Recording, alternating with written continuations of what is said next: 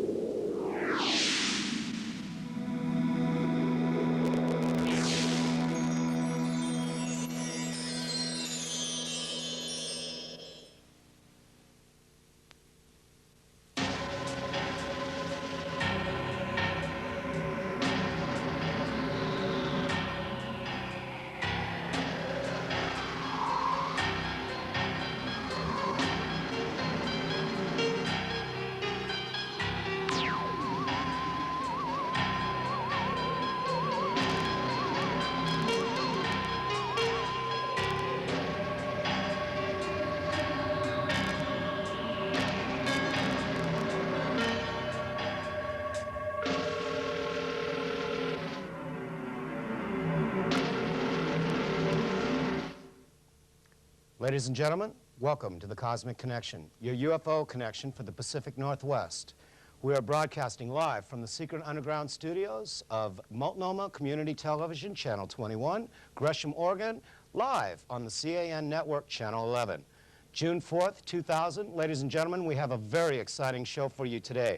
How many of you out there have ever heard of Colonel Corso? Well, ladies and gentlemen, since the passing of Colonel Corso, the pool of knowledge, ladies and gentlemen, for the retired staff of the United States military forces is dwindling. These gentlemen, ladies and gentlemen, have the knowledge.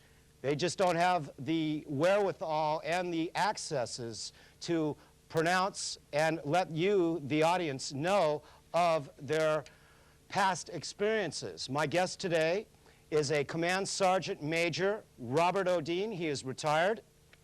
He is a retired Command Sergeant Major. He tells a story that skillfully presents an astonishing and convincing message that we are not alone on this planet and never have been.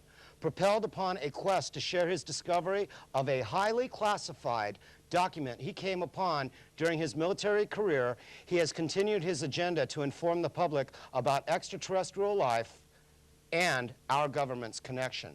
One of the few holders of first-hand knowledge about government involvement with alien life, Mr. Dean recounts the contents of the 1964 report called An Assessment, the NATO military study that acknowledged and analyzed the implications of the alien presence here on Earth.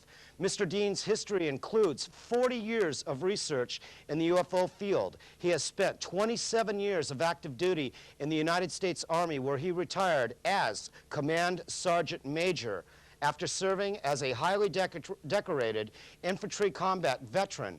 He also served in intelligence field operations and was stationed at Supreme Headquarters Allied Powers Europe. That's shaped to you and me, ladies and gentlemen.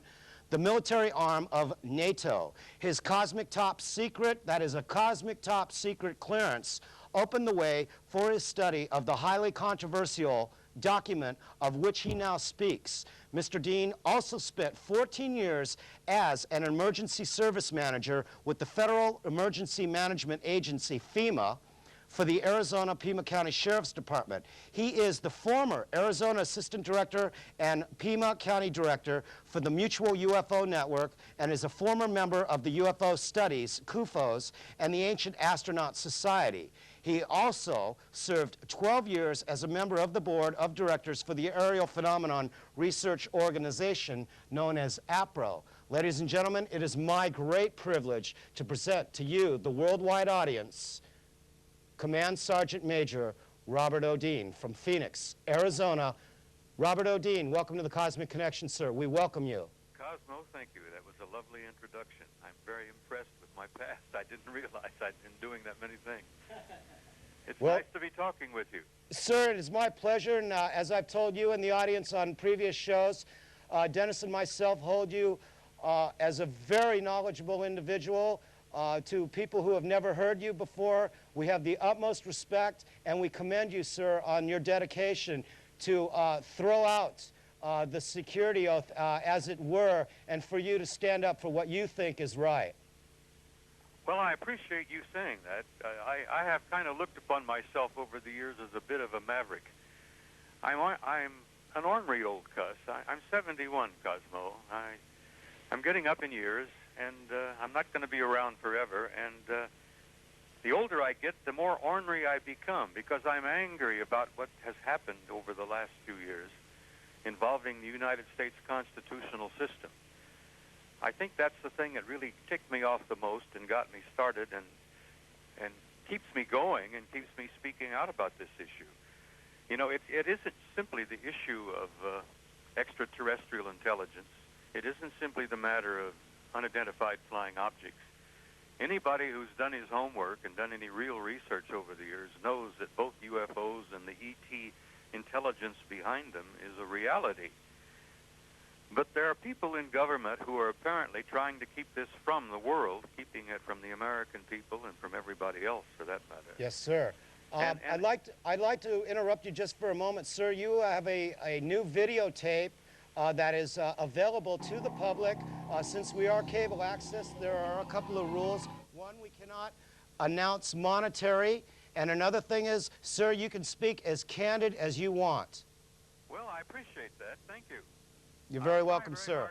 Tell us how we can acquire The Greatest Story Never Told, a videotape that talks about the assessment, and something we're going to talk about later on in the program that I find absolutely fascinating is out-of-place artifacts. Yeah, well, that is interesting. That's a little bit of history that very few people know anything about.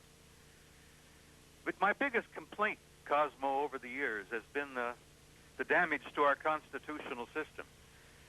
Aside from the importance of the subject, and aside from the fact that I consider it literally earth-shaking in its ramifications, the fact that we're not alone, we've never been alone, and we've had what I like to call an intimate interrelationship with advanced intelligence from other places from the beginning of human history. And I do cover that pretty thoroughly in that video that you were kind enough to remark about, that The Greatest Story Never Told. And that's available and that is available at www.beyondzebra.com? That's correct. Okay, it's on our screen right now, sir. Well, thank you. Continue.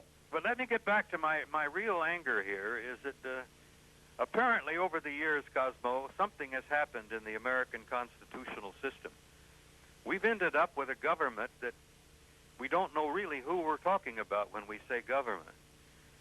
I learned a couple of years ago, I spent quite a bit of time on Capitol Hill in Washington, D.C. I visited Senate offices. I visited House offices. I talked to their senior staff.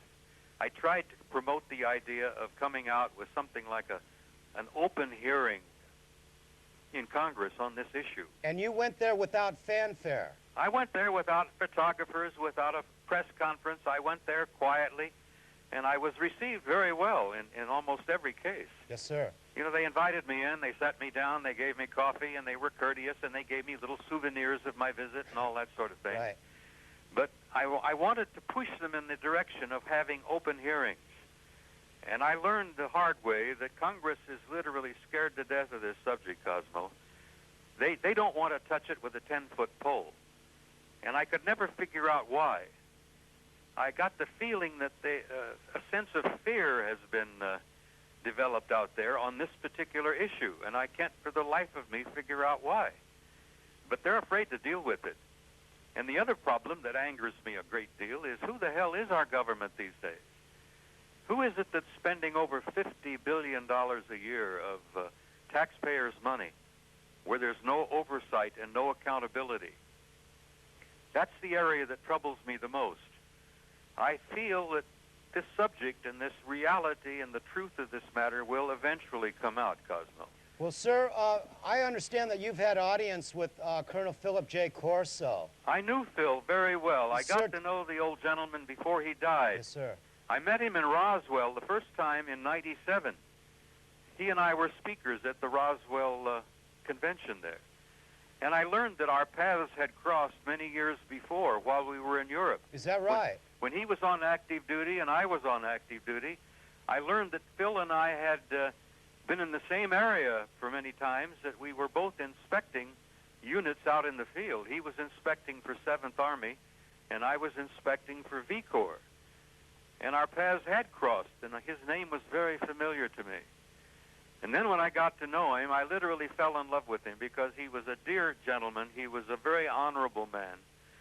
And he tried very hard with that book of his to pry open the lid on this matter. And before he died, I had a chance to be with him in Italy. We were both co-speakers at a big conference over in Rome. And I got to know him real well. We'd sit and have wine together, and he loved Italy. It was, as you know, it was the home from his family. Yes, sir, and he also served to protect those people during World War II. Yes, he did indeed. He was considered to be a real hero by the Italians. And that's something that troubles me, that the American people, I don't think, have ever realized, and probably will never realize, what a real hero Phil Corso was. But anyhow, it's like a lot of guys. Yes, their sir. story is never really told. Yes, sir. I would like to transfer now to your duties. Now, sir, I was under the impression that it was in 1963 that you saw the assessment, not 64. No, let me tell you how it happened, Cosmo. I was assigned at SHAPE headquarters in 63. When I arrived, I was immediately given an upgrade from top secret clearance to cosmic top secret, so I could work in the war room. Now, the war room was the operations center for the entire North Atlantic Treaty Organization, for all the military forces in Europe. And to work in the war room, you had to have a CTS clearance, and I was upgraded. All right. And when I began working there, I began hearing rumors about a study that was underway. Now, the study, Cosmo, had been begun in 1961. And the military people in the war room were gossiping about it. They knew it was underway, and they knew it was very highly classified. But what was so interesting to everybody is that the subject of it was UFOs. Right. And that intrigued me and everybody else that was involved with it. Now, when the subject, or when the matter was published in 1964, and I was still working out of Operations Division in the war room there, a copy of that document was sent into the vault, into the Operations Center. And that's how I had access to it, Cosmo. Right. And in 1964, I began to read about it, and as I have said very many times, my life has never quite been the same since. And the gentleman that handed you this document? Well, the gentleman that handed it to me was an Air Force colonel who was the controller on duty that night. We were sitting there about 2 o'clock in the morning, and if any of your listeners have ever been in the military and worked in operations centers and all of that, they'll know that sometimes around 2 or 3 o'clock in the morning it gets very quiet. Very damn little is happening. The coffee's too black to drink, right. And we've read all of the old newspapers.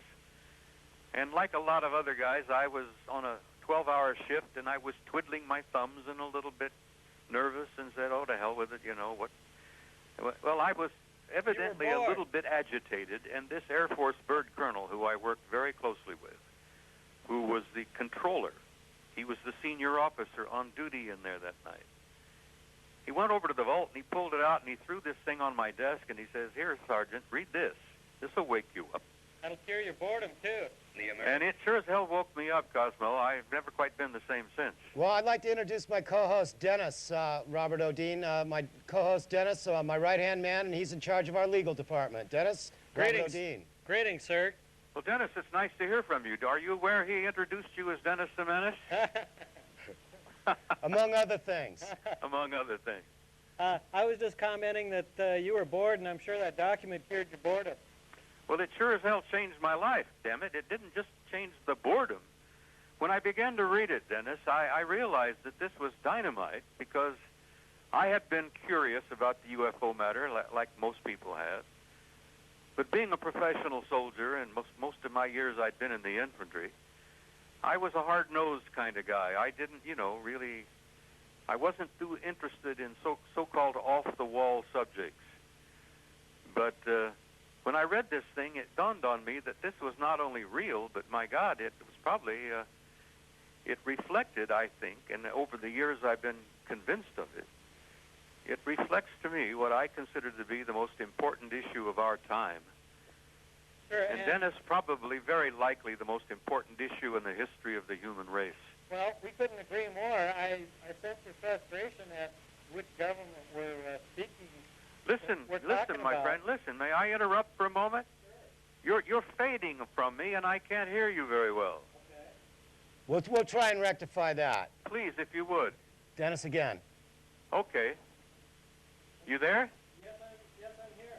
I was sensing your frustration at, I guess, for lack of a better term, we'll just go ahead and refer to them as MJ-12, which was probably set up with honorable intentions long ago, but has probably grown out of control and has the most power of any organization ever since back then.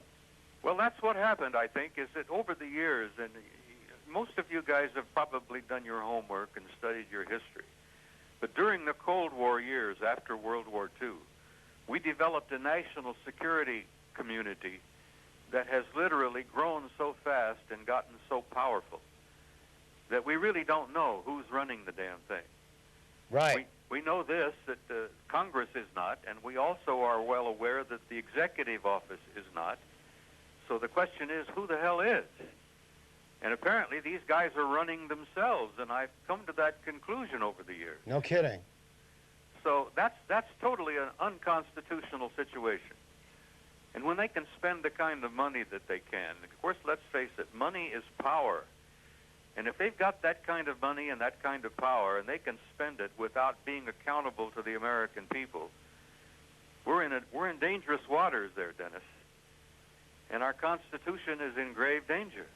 Well, Robert O'Dean, ladies and gentlemen, we are speaking with Command Sergeant Major Robert O'Dean, who served for your and my country for 27 years. He holds a cosmic top secret clearance, and we're delighted to be interviewing Mr. Robert O'Dean today, ladies and gentlemen. And my question for you, sir, is that with I've heard researchers such as John Lear and other interested parties state that there is probably some knowledge that the United States public should not be made aware of concerning this issue.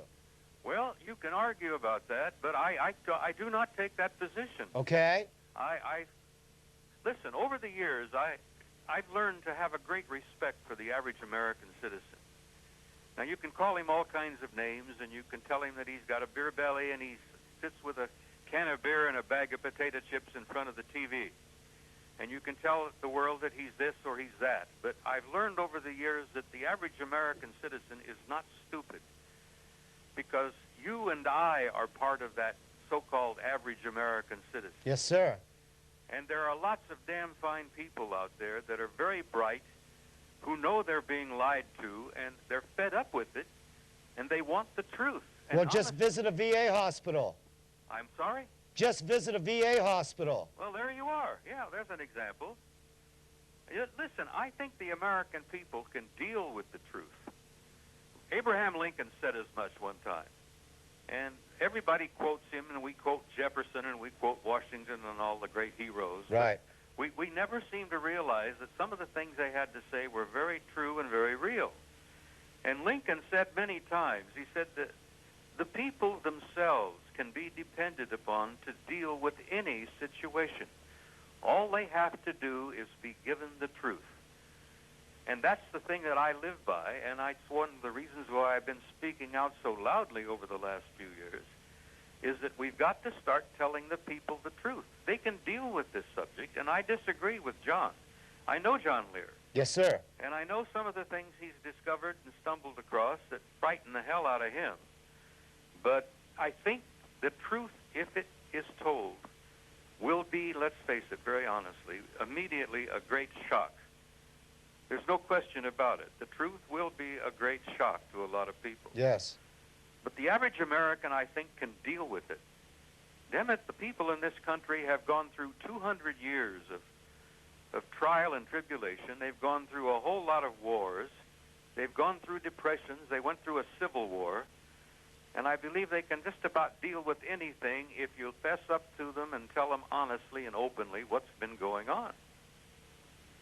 Well, now, sir, the problem, one Yes, of sir. the major problems, Cosmo, is that those guys in government, I don't think really know the whole truth themselves. I was just going to bring that up, sir. I did an interview some 2 years back, a coast-to-coast interview, and a colonel called and asked me a question, and he says, I have been in the service for so long, and I retired as a colonel.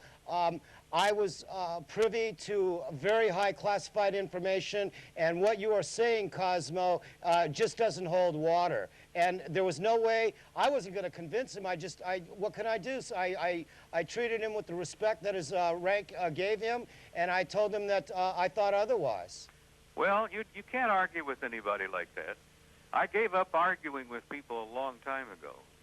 I've learned that there are many people out there who have not had access to the information. Well, yeah, that's what he's referring to.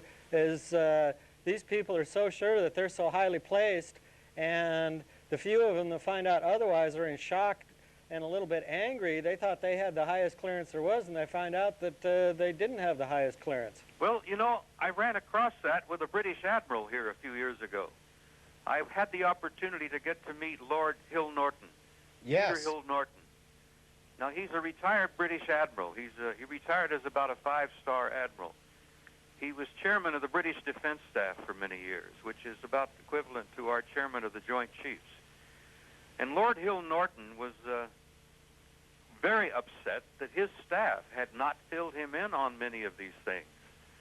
And I shared a few things with him, and the author Timothy Good shared a few things with him. That's where I heard the gentleman's name come up. Wasn't Above Top Secret, a book that we promo on the show continuously. Well, listen, Timothy Book's Above Top Secret is probably, in my view, one of the finest books ever written on the subject. And Lord Hill Norton wrote the introduction to it. Yes. But I had a chance to get to meet him and his lady and spent an afternoon having tea with him, and he was convinced that he had the access to get at the information. Well, he found out that he didn't, and it was very, very disturbing to him because he had, about the highest military rank you can have. Sure. And he had a good network of old friends, but he found out that some of the air marshals in England, men that he had known, had not shared information with him that they knew. And there was an air marshal by the name of Peter Horsley, for example, who has written a book here recently about actually meeting an alien.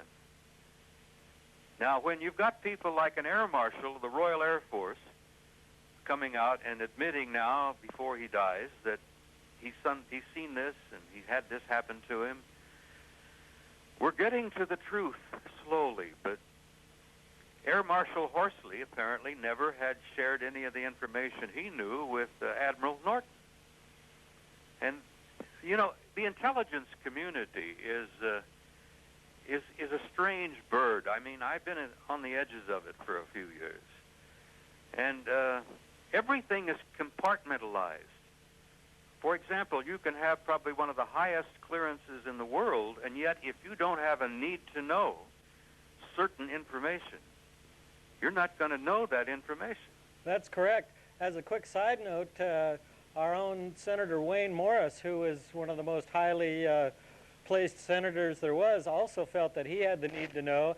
And when a friend brought it up, he said, "Oh, I'll show you." And he made a few phone calls and got a little disturbed on the phone, had to leave the room, go to a private room and pick up the phone, and a lot of yelling was heard. And when he came out, he admitted that he didn't have high enough clearance to know, and he was pretty upset by it. You know, I didn't know that about Wayne Morris, but I did know that about our own Barry Goldwater out here in Arizona. That's correct. Barry he was a senator for many years. He was also a major general in the Air Force Reserve. And he spoke his mind just like you, sir. And he spoke out very bluntly, and I admired Barry very much. But he knew a man a number of years ago. He knew a 4-star general that was the head of the Strategic Air Command. And he went to this general and he said, "Damn it, I want to know what's going on." He says, "I'm in the United States Senate. I wear 2 stars as an Air Force Major General. I would like to know what the hell is going on. Now fill me in." And this general told him, "Barry, shut up and don't ever ask me this thing again.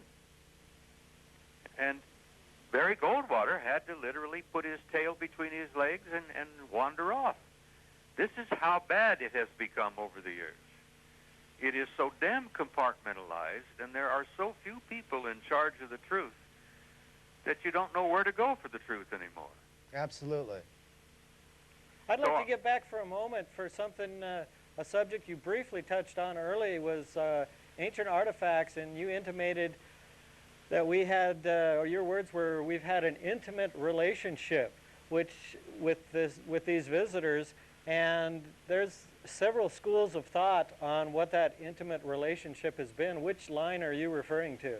Well, I tell you honestly, I got into this myself. It's part of what changed my life, and it's part of what has never quite been the same.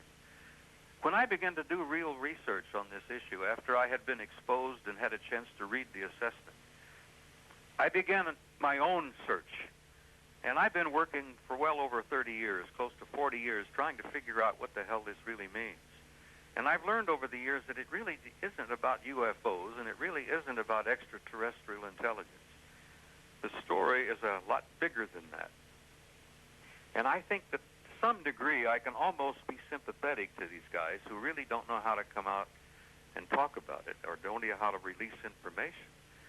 The subject is so big, and the story is so earth-shaking, that it literally has to do with how we as a species and as a race got here. And as I said, over the years I've studied history, and I've looked at it with a historical overview, and I realize that these intelligences, and there are not just simply one group, there are several, they've apparently been with us from the beginning of recorded history. And that's a pretty interesting piece of history that a lot of historians don't even want to look at. I tend to agree with that. I tell you, I began really looking and collecting information. I collected photographs, and I was a great admirer of Ivan Sanderson, who was a researcher over the years. And Ivan used to come up with things that he would wave in front of the archaeologists and just infuriate them.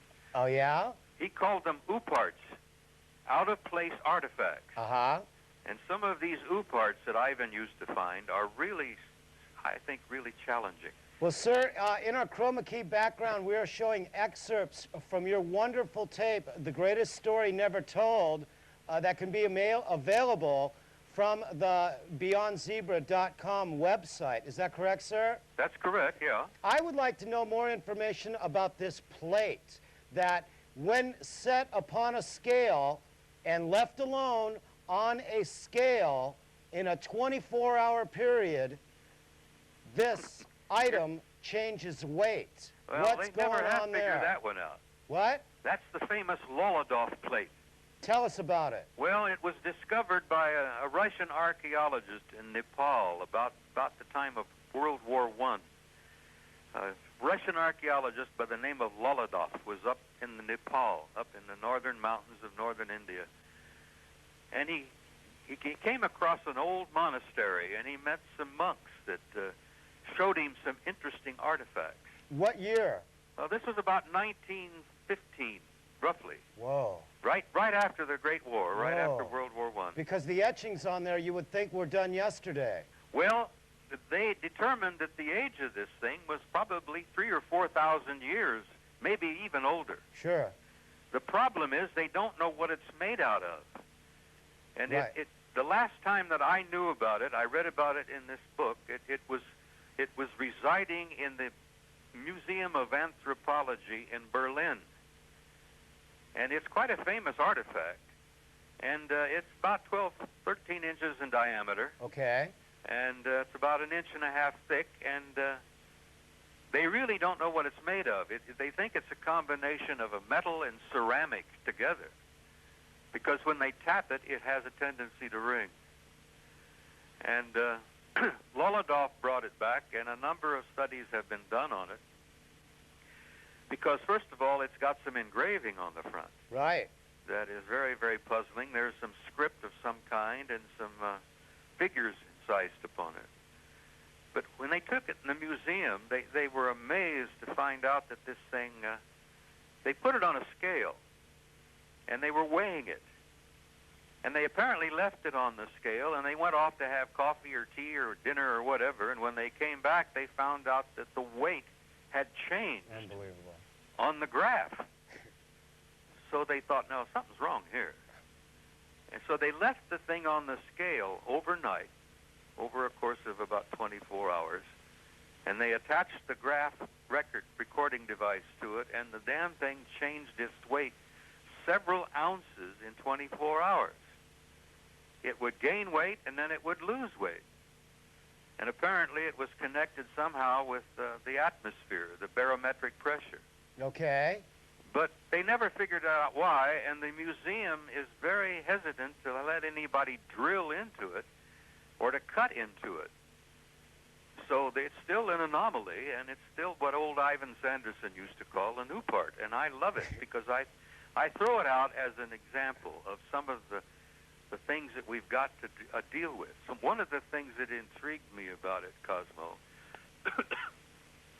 is that the script on it, there's a symbol in that script that is identical to some of the engravings found on a piece of the metal from one of the Roswell crashes. Oh. And that's the little symbol over there where it looks like an I and a V together. Well, I wish we had a copy of it. The first time I ever heard of the plate, and it is the Loeffler plate. The Lulladov plate. The Lulladov plate was from your video, so I've only known about this plate for about a week now. No kidding. Well, I'm going off to Istanbul, and I'm going to be talking to a few people this month in Turkey, including a few museum directors, and I'm going to be digging into some other artifacts and some interesting so-called who parts. Well, when you were just bringing that up, Dennis and I had the fortunate chance to interview Mr. Whitley Strieber some years back, and Dennis coined a phrase, something about terrestrial chauvinism, Dennis? Right. Please explain to Mr. Dean where you coined that from. Well, that's just a phrase I came up with for people that can't understand how we could be being visited because of their limited concepts of physics and time and space. They say, well, it's impossible because the distance is too far, for instance. I call that terrestrial chauvinism, just because if you can't figure out how it can't be done, doesn't mean it can't be done. Well, exactly. That's a very good point. I keep bringing that up a lot, and I keep challenging these old so-and-sos. Right. You know, I tell them, I says, if you guys had the slightest idea of history and look back simply 100, 200 years, and you would realize that what we thought was impossible 200 years ago is commonplace today. Exactly. Okay, I'd like to switch gears abruptly here for a moment, if we could, and get your take on the alien abduction and production of a half-breed race program that seems fairly evident that's going on, and how long you think this has been going on. Well, I will be glad to get into that. Shall I begin? Yes.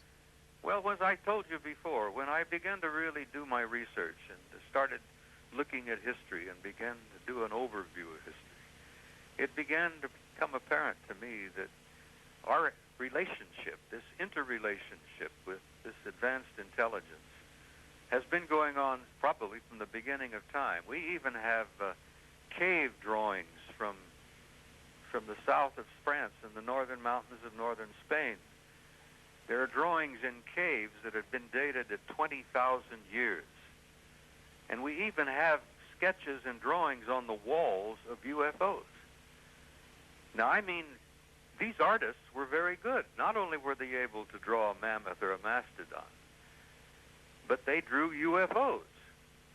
Stuff that you will see that's been photographed in the skies over Mexico City as recently as last year.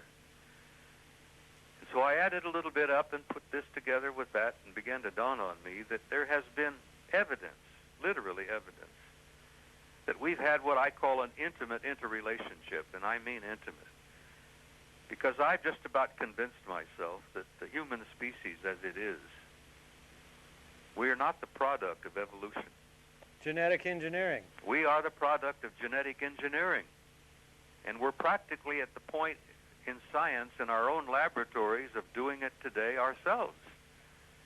But apparently it has been done by some some humanoid or some human-like species out there that literally has created us in its own image. You know, a lot of my friends who were brought up in Sunday school and studied Genesis always wondered about that line in Genesis about let us make man in our image.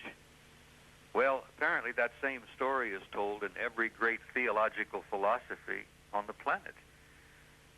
That the human species apparently is a hybrid.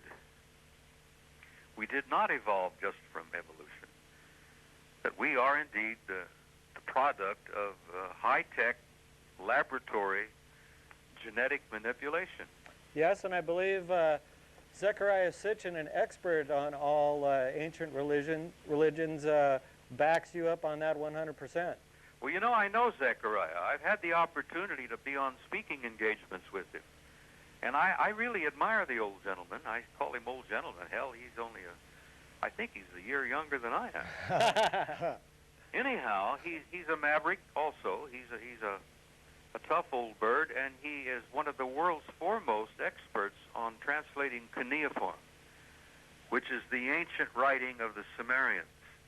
I often say that just looking at the source index in the back of his books should earn him a PhD alone. Oh, that's an education, right? Well, I've known Zechariah, and I've learned over the years that a lot of experts have a great respect for him also. And I'm about to go to Istanbul for a big conference here in a couple of weeks. Yes. And in the museum there in Istanbul, there's an object that he discovered that is one of the finest OO parts that's ever come up. It's a rocket ship that goes back 7,000 years. And it's existing, it's in the museum there at Istanbul, and I'm going to go and try to get some photographs of it. Is it a model? It appears to be a model that was made. It's ceramic, and it shows an astronaut sitting in a cockpit, and the only thing that's damaged about it is his head seems to be missing. Oh. But on the rear of this thing are 3 thrusters that are almost identical with the thrusters on the back of our shuttle, Wow. our space shuttle. That reminds me, that's very similar to an Aztec pyramid-type drawing seen somewhere in South America that I recall of seeing one of the Indians sitting behind controls of some kind of Spaceship. well, yeah, but I want to be more specific, like a Freedom 7 capsule. Exactly. You've seen, you know the one I'm speak of? I think I do. Okay. Yeah, I think I know that. And in my recent slideshow, Cosmo, I have collected a whole number Yes. of photographs. But What- you'll find most of that stuff in my tape, in the video, The Greatest Story Never Told. Yeah.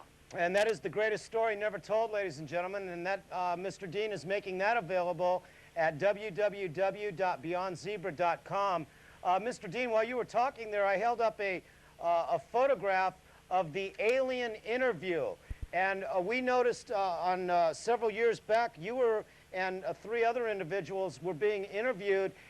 We, the audience, could not see the entire alien interview, but sir, you were upset. Well, it troubled me a little bit, You and Cosmo. Mr. Strieber, it was troubling. What struck me immediately is that I've seen a lot of videos and I've seen a lot of film over the years, and I've seen a lot of phony stuff. There's no question that it's out there. But this thing had an impact on me because I immediately began to feel that, hey, this is real. And secondly, I found myself empathizing with that little dude that was being so-called interviewed. Yes. He was apparently strapped in his chair. He was held down. He was under restraint. And apparently he was not well at all. He was either injured or ill. And it affected me, and it affected Whitley as well. Whitley was one of the guys that was shown the entire thing. Yes. And he was affected the same as I was. It troubled me because whoever this little fellow was and wherever he was from, he was under stress, and he was obviously not well, and it got to me a little bit. Well, aside from that, aren't we being a little premature as taking this as an authentic video? Well, all I can tell you is, in my opinion, it's real. Okay. But, you know, I'll tell you something else that, in my opinion, that's caused a great deal of controversy. Please do. And that is the alien autopsy.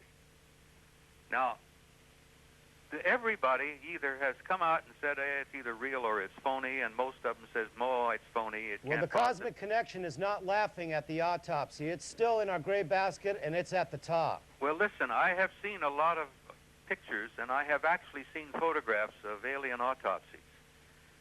That was one of the things about the assessment that troubled me a bit. Yes. Is that there was an entire annex, appendices to the thing on the autopsy itself. And that autopsy film that was shown is real. Now, whether people like it or not, it doesn't matter to me. Right. But the damn thing is real, right. And it is one of the 3 crashes near Roswell. Okay, and I consider your opinion to be above most people's because you've seen actual alien autopsy material and have a reference to judge it by. Listen, my friend, let me tell you something. Everybody talks about Roswell, the crash at Roswell. Well, there were 3 crashes at Roswell, or within 100 miles of Roswell. There were 3 crashes within 45 days of each other. And this autopsy film is autopsy of one of those crashes, of one of the occupants, or 2 of the occupants of one crash. There was another crash a few miles closer to the city of Roswell where the occupants were totally different. They only had 4 fingers, and they were very small and very thin. They had the stick limbs, and their arms and legs were very thin. And they had large wraparound eyes. Well, that was another group, and apparently there were 3 of them, and this is all going to come out one day. Well, that goes along the point I've made many times on the show that having at least 2 crashes at Roswell would explain why there seems to be 2 groups of witnesses from Roswell that either verify one scenario or the other, but that's why there was conflicting witness testimony because there was 2 different crashes. Exactly, and then when you add that there was a 3rd, and then not too long later, there was one just outside of El Paso across the Mexican border. Right. And we retrieved that, although there wasn't a hell of a lot left when we got there. Was that known as Del Rio? I think so, yeah. I think Okay. that's the one they call the Del Rio crash. And your opinion on the UFO crash at Aztec? Well, I think it was legitimate. That was one of the 3. And one of your friends, Wendell Stevens, Yes?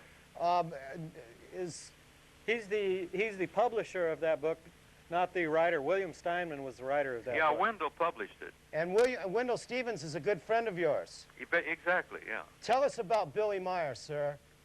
Oh, my God. How much time we got? We have 22 minutes. Well, no, before we go any further, I want to make sure we get in All right. the salient points covered in the assessment because I think that's the most important thing he has to share. And in general, if you could cover the main points Thank you, Dennis. that you came away with from the assessment for our audience. Well, I'll do my best. I got to tell you, and I think I mentioned this, that the assessment was simply a beginning for me. It really turned my life around, and I began to realize when I really dug into this thing of how real this all was, and then I began to realize how important it was. The assessment itself was a 3-year study conducted by the military, strictly to answer some military questions. The question was simply this. This phenomenon, whatever the hell it is, does it represent a threat to Allied forces in Europe? We wanted an answer to that, and the Soviets wanted an answer to the same thing. Because for a time, they thought these objects belonged to us, and for a short time, we thought they belonged to the Soviets. Both sides began to realize after a time, in the early 60s, that these objects didn't belong to either side. And the conclusions of the assessment, the 3-year intensive military study, concluded that they are not ours. Apparently, they do not appear to be hostile or malevolent, and that they had been in our skies for a very, very long time. And they concluded that, as I said, that there did not seem to be a threat involved, that there seemed to be some kind of a program or a process underway. They couldn't figure out what it was, but they could tell over the look at it, looking at the history of it. And let me tell you, the history of it goes back a long time.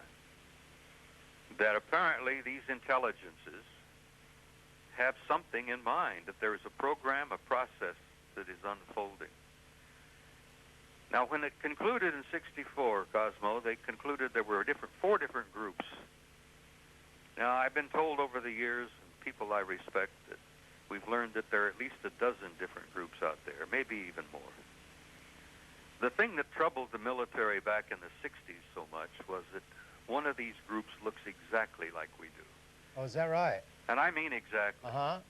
They concluded that they could sit next to you in a theater or a restaurant or on an airplane, and you wouldn't know. You simply would not know. Comes to mind Valiant Thor. Well, yeah, I know Dr. Strange's. I don't know that I totally buy his story of Valiant Thor, but I've learned enough over the years not to throw anything out in the dishwasher. Sure. But what you're referring to is it drove the military nuts because any one of their people could be a, quote, outsider, and they wouldn't know it. Well, that's really bothered them a lot. They jokingly said one time at lunch, you know, that these guys could be walking up and down the corridors of shape here. We were located just outside of Paris at the time. And then another one, an American colonel, said, you know, they could be walking up and down the corridors of the Pentagon. And another one says, for heaven's sake, and he used a little profanity, he says, you realize they could even be in the White House? And there was a little bit of forced laughter about that. Sure. Because a lot of us in the military have had misgivings about the occupants of the White House over the years. And I don't want to get into the politics of it, but I've had a few misgivings of my own. I'll bet. But I don't believe the occupants are aliens. Well, but from what we discussed earlier, the occupants of the White House are not really in control of what's going on, so it would be the occupants of the MJ-12 room would be the more correct people to be wary of. You know, that was sad because Jimmy Carter learned that lesson the hard way. I think you may be familiar with the story. When he was running for president, he was very candid about UFOs because he had had a sighting of his own. With his family on the front porch. Yeah. And Carter said, he says, when I get elected, I'm going to bring this thing out and I'm going to tell you the truth. I'm going to level with the American people and tell you all that's going on. Well, the story that's been told and repeated many times from people who apparently were on the inside is that Jimmy Carter, during his national security briefing, was confronted with some information that really shook the hell out of him. And he has never, to this day, talked about UFOs. I have an interesting epilogue to that you may not have heard. He was being interviewed years after he'd left the White House, and a young woman from a magazine actually asked him about that and pressed him on it and said, how come we never heard anything back? You promised us.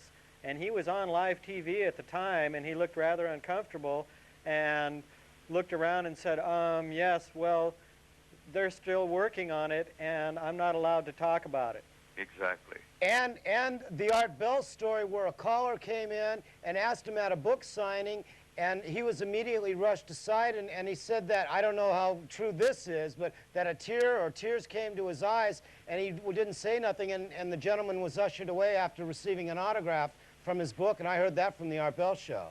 Well, the story has been told repeatedly, and it's been told by different people, which strikes me that there may be some truth to it, that after his national security briefing, after he was elected, that he left the briefing room with tears in his eyes.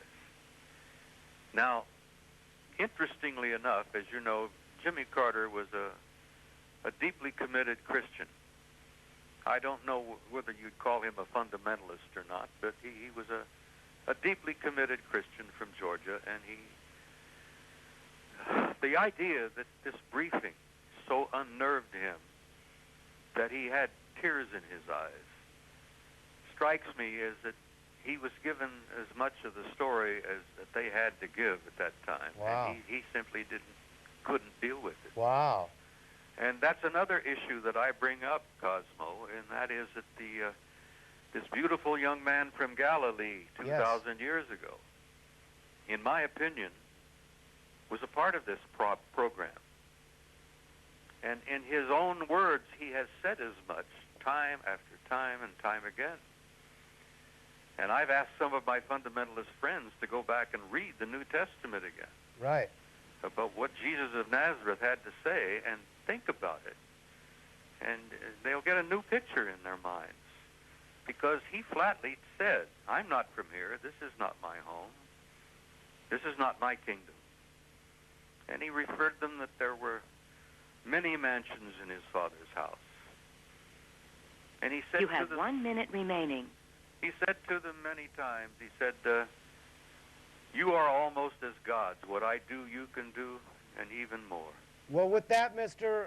Robert Odeen, we're going to have to call it quits. It looks like the time has run out. Sir, I want to thank you very much for your friendship and for telling us your story. The time just flew by. We'll have to do it again. Well, let's do it again sometime. Thank you very much, Mr. Robert Odeen, ladies and gentlemen. And the videotape is The Greatest Story Never Told. Thank you very much, sir. Dennis, outstanding. Outstanding. That went by way too fast. Very fast, very quickly. We just covered the tip of the iceberg. A couple of questions that I was going to ask him. We were going to ask him about the Good Old Boy Club. And I'll have to talk to him again on the phone and get an update on that. Explain to us, Dennis, what the Good Old Boy Club is that Mr. Dean put together or has found. Well, he's in contact with a number of people that retired military people who saw things, who read things, who know the story, yet are still bound by their security oaths. He is the only one who has managed to ignore his security oath and come forward. Other people have families and a lot of things to protect. He doesn't have those constraints and feels free to cause a little ruckus. But his network of friends and colleagues are attempting to bring this information out. That's the trip he was referring to, right, when he went to Washington by himself and was trying to get immunity for his friends so that they could feel free to step forward and spill the beans on what they knew. And break the security oath that they took so many years ago. Right. And that has not happened. As he mentioned, Congress apparently has been leaned on a little bit and has the fear of MJ-12 in them. And so until we can get congressional immunity from these security oaths, we're not going to hear the full story, what these people have to tell. And that's what the other side is banking on, because they're all pretty close to passing away. They're all his age. And they aren't going to be around much longer. And if they can keep the lid on this a few more years, they won't have anything to worry about. Well, let's make a point to the audience that we're very fortunate to have this man and talking the talk that he's talking.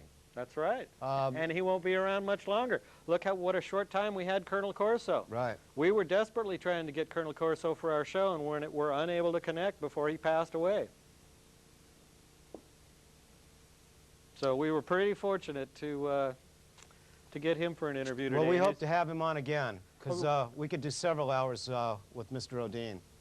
That's right. And we barely touched on what he saw in the assessment. Sure. He was just getting started with the 3 crashes at Roswell.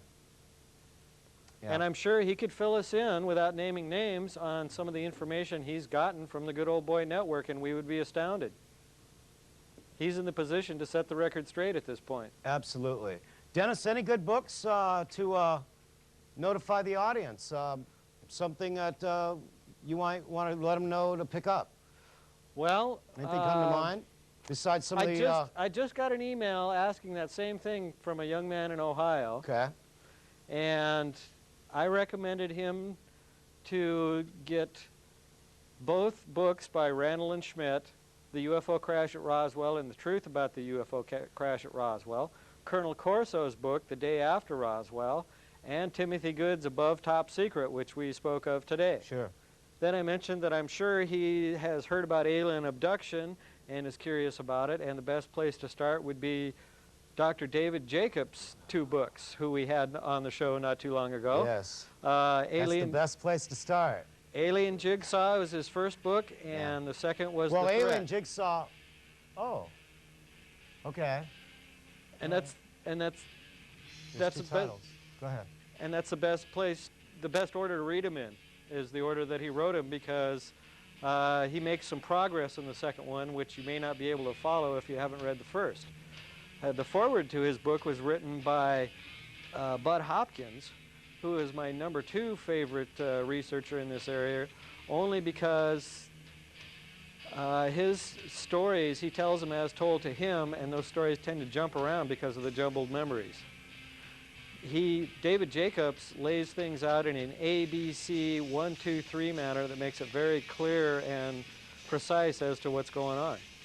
And with that, Dennis, we're going to wrap it up. Ladies and gentlemen, my friend Billy Goodman, I want to thank him for showing me the way. I would also like to thank Roberto Aguilera out at the La Costita Mexican Restaurant at 14626 Southeast Sunnyside Road in beautiful Clackamas, Oregon. And let's not forget, you can see the Cosmic Connection on the web now. That is correct. We implore you to go to www.extranettv.com, where you can see past programs of the Cosmic Connection. Be sure and watch Area 51 Road Trip. It's my favorite. One of Dennis's favorites. Also, we like to let you know that Huffy is having a get-together. The Summer Slam 2000 will be Saturday, August 5th. And also, the Catholic schoolgirls will be playing at the Arnada Cafe in the coming weeks. There is if you'd like to call us or talk to Dennis or myself, the Cosmic Connector, you may call us for 30 minutes at the end of the program at 491-7434. Our next program will be appearing live, will be July 30th, 2000. And on a note, ladies and gentlemen, I'd like to dedicate this program today, and the Cosmic Connection, Dennis and myself, would like to give condolences to the family and bandmates of our friend, Mr. John Donnelly. He was a good friend and a good supporter of the Cosmic Connection, and our condolences go out to the family and bandmates of Mr. John Donnelly. He was a great friend.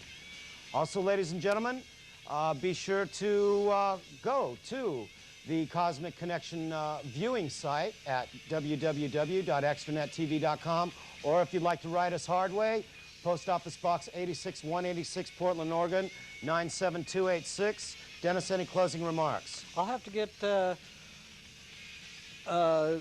Robert Dean a copy of Aliens Over Oregon. I'm sure he'd have some interesting comments to go along those lines. Absolutely, absolutely. Another interesting piece of information, ladies and gentlemen, the CNI News has ceased publishing. This is Michael Lindemann's group. So, Dennis, what was the term that you said? Go to CNI News, www.cninews.com, and what was the term that you said about downloading?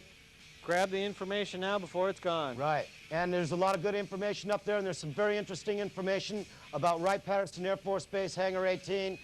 Ladies and gentlemen, you've been great. Thank you very much for staying tuned. We're going to go out with my friend Soren playing Pluto's March. Ladies and gentlemen, until July 30th, I'm your host, Cosmic Connector. Good night.